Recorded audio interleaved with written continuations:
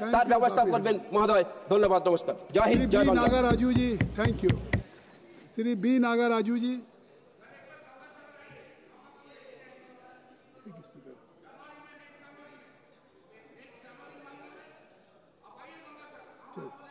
ठीक, जाते हैं गंगा सागर। ठीक, गंगा सागर सभी जाते हैं। बी नागा राजू जी, गौरवनीय आपके साथ चलेंगे। स्पीकर सर, जल शक्ति मंत्री आपके साथ चलेंगे। జల్ శక్తి మంత్రిత్వ శాఖ గురించి మాట్లాడడానికి ఈ రోజు మన గౌరవనీయ ప్రధానమంత్రి వర్యులు శ్రీ నరేంద్ర మోదీ గారికి మరియు గౌరవనీయ ఆర్థిక మంత్రి శ్రీమతి నిర్మలా సీతారామన్ గారికి అలాగే మన ఆంధ్ర రాష్ట్ర ముఖ్యమంత్రి అయినటువంటి చంద్రబాబు నాయుడు గారికి నా హృదయపూర్వక అభినందనలు తెలియజేస్తున్నాను. 2025-26 సంవత్సరానికి కేంద్ర బడ్జెట్ ఉత్సాహవంతమైన మరియు వృద్ధిని ప్రోత్సహించేలా రూపకల్పన చేయడంలో వారి యొక్క దూరదృష్టిని ప్రశంసించాలి. జలశక్తి మంత్రిత్వ శాఖకు 2025-26 సంవత్సరానికి గాను 99,503 కోట్లు కేటాయించబడినవి. ఇది దేశవ్యాప్తంగా నీటి యొక్క సమస్యను పరిష్కరించేందుకు కేంద్ర ప్రభుత్వం యొక్క కమిట్మెంట్ స్పష్టంగా చూపిస్తోంది. అధ్యక్ష, నేను ముఖ్యంగా 4 అంశాల మీద ఈ బడ్జెట్ విషయంలో మాట్లాడదలుచుకున్నాను. మొదటి అంశం ఏమంటే జల్ జీవన్ మిషన్ దేశంలోని గ్రామీణ ప్రాంతాల్లో తాగునీటి సమస్యను సమర్థవంతంగా పరిష్కరించేందుకు ప్రతి ఇంటికి తాగునీటి పైప్ లైన్ల ద్వారా కనెక్షన్లు అందించేందుకు మౌలిక సదుపాయాలను సమకూర్చుతోంది. దీనివల్ల ఆరోగ్యం, పారిశుద్ధ్యం గణనీయంగా మెరుగుపడింది.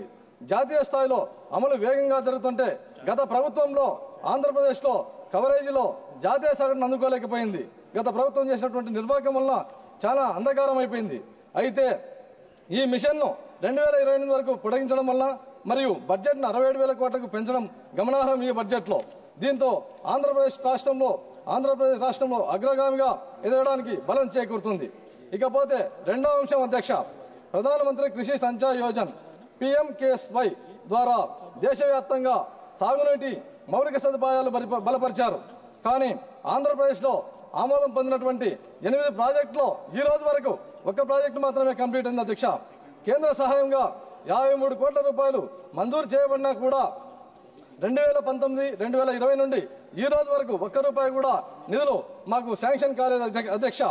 ఈ నిధులను తక్షణమే విడుదల చేయాలని ప్రభుత్వాన్ని కోరుతున్నాను. అంతేకాకుండా హర్ ఖేత్ కో పానీ పేరిట చేపడుతున్న ఈ కార్యక్రమంలో ఆంధ్రప్రదేశ్ను చేర్చి సాగునీటి అవకాశాలను మెరుగుపరిచేలా చేయాలని చెప్పేసి కోరుకుంటున్నాను అధ్యక్ష. ఇకపోతే మూడవ అంశం అధ్యక్ష, అటల్ భుజల్ యోజన పథకాన్ని గుజరాత్, రాజస్థాన్, కర్ణాటక వంటి రాష్ట్రాల్లో భూగర్భ జల నష్టం నివారించడంలో విజయవంతంగా అమలైన ఈ పథకాన్ని ప్రత్యేకంగా ఎస్పెషల్లీ రాయలసీమ వంటి రాష్ట్ర ప్రాంతాలకు విస్తరించాలి అధ్యక్ష. ప్రస్తుతం ఈ పథకానికి 600 కోట్ల రూపాయలు కేటాయించారు అధ్యక్ష. 2024 డిసెంబర్ నాటికి దీని వినియోగం కేవలం 76 కోట్లు మాత్రమే ఉంది అధ్యక్ష.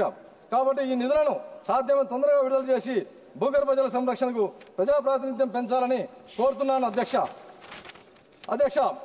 ఇక మా రాష్ట్రానికి వస్తే ప్రాణాధారమైనటువంటి పోలవరం ప్రాజెక్టును అత్యంత ప్రాధాన్యతతో ముందుకు తీసుకెళ్తున్న మా గౌరవనీయ ముఖ్యమంత్రి శ్రీ నారా చంద్రబాబు నాయుడు గారి నాయకత్వాన్ని మనసారా అభినందిస్తున్నాను అధ్యక్ష. ఈ ప్రాజెక్టు ఆంధ్రప్రదేశ్కు నీటి భద్రతను కల్పించడమే కాకుండా వ్యవసాయ విప్లవానికి దారితీస్తుంది అధ్యక్ష. 2024-25 సంవత్సరానికి పోలవరం ప్రాజెక్టుకు 5,512 కోట్లు కేటాయించగా 2025-26 సంవత్సరానికి 5,936 కోట్లు పెంచి హర్షణీయం అధ్యక్ష. ఇది పెంచినందుకు గాను కానీ ఇంకా చాలా చేయాల్సి ఉంది అధ్యక్ష. ఈ ప్రాజెక్టు కోసం కేంద్రం ఇప్పటి వరకు 12,157 కోట్లు మంజూరు చేయగా నిధుల విడుదల మాత్రం చాలా నెమ్మదిగా సాగుతుంది అధ్యక్ష.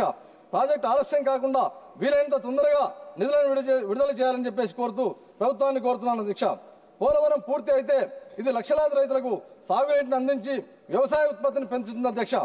అంతేగాక ఇక రాయలసీమ దుర్గతిని మార్చడానికి మెరుగైన నీటి ప్రణాళికలు చాలా అవసరం అధ్యక్ష.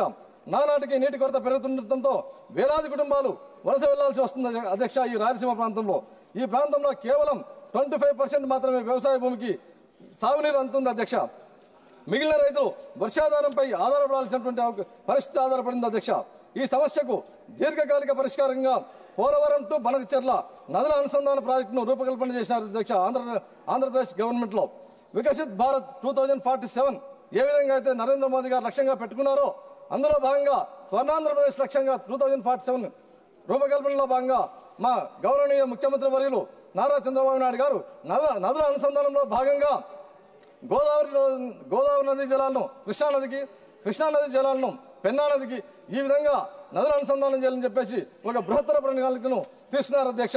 దీంట్లో భాగంగా గుంటూరు జిల్లా బొల్లాపల్లి దగ్గర ఒక రిజర్వాయర్ను, నంద్యాల జిల్లా బనకచెర్ల వద్ద ఒక రిజర్వాయర్ను నిర్మించి రాయలసీమ రైతులకు జీవనాధారంగా మార్చాలని చెప్పేసి ఒక ఉక్కు సంకల్పంతో ఉన్నారు అధ్యక్ష.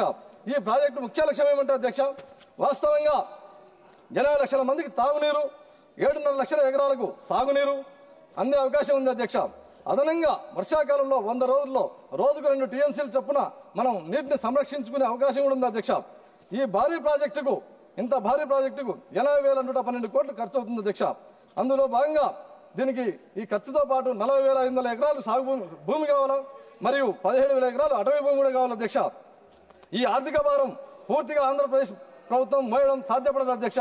కాబట్టి కేంద్రం అదనపు నిధులను కేటాయించి ఈ ప్రాజెక్టును వేగంగా పూర్తి చేసేందుకు సాయం చేయాలని కోరుతున్నాను అధ్యక్ష. ఒక్క నిమిషం అధ్యక్ష, లాస్ట్ మినిట్ అధ్యక్ష. ఇది కేవలం నీటి ప్రాజెక్టుల గురించి మాత్రమే కాదు అధ్యక్ష నేను చెప్పింది. ఇది రాయలసీమ ప్రజల మనుగడకు సంబంధించిన అంశం అధ్యక్ష. ఎన్డీఏ ప్రభుత్వ సహకారం ఫెడరలిజాన్ని ప్రోత్సహిస్తూ అన్ని రాష్ట్రాలకు సమాన ప్రాధాన్యతనిస్తూ ముందుకు సాగుతుంది అధ్యక్ష.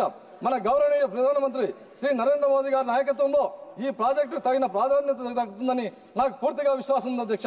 శ్రీ నారా చంద్రబాబు నాయుడు గారి యొక్క నాయకత్వంలో మా రాష్ట్రానికి స్పష్టమైన దిశ నిర్దేశం ఉంది అధ్యక్ష. కేంద్రం మరియు రాష్ట్రం కలిసికట్టుగా పనిచేస్తేనే రాయలసీమ ప్రజల యొక్క ప్రాంతం అంతా సుజల సుఫల భూమిగా మారుతుందని చెప్పేసి తెలియజేస్తున్నాను అధ్యక్ష. కాబట్టి ఈ కీలకమైన నీటి ప్రాజెక్టుకు తక్షణమే మద్దతునివ్వాలని, రాయలసీమను శాశ్వతంగా వర్షాధారంపై ఆధారపడే పరిస్థితి నుండి విముక్తి కలిగించాల్సిందిగా కేంద్ర ప్రభుత్వాన్ని కోరుతున్నాను అధ్యక్ష. మన రైతన్నలు ఎవరు మళ్ళీ ఆకాశాన్ని చూసి వర్షం కోసం నిరీక్షించే పరిస్థితి రాకూడదు అధ్యక్ష. ధన్యవాదాలు అధ్యక్ష. నమస్కారం. శ్రీమతి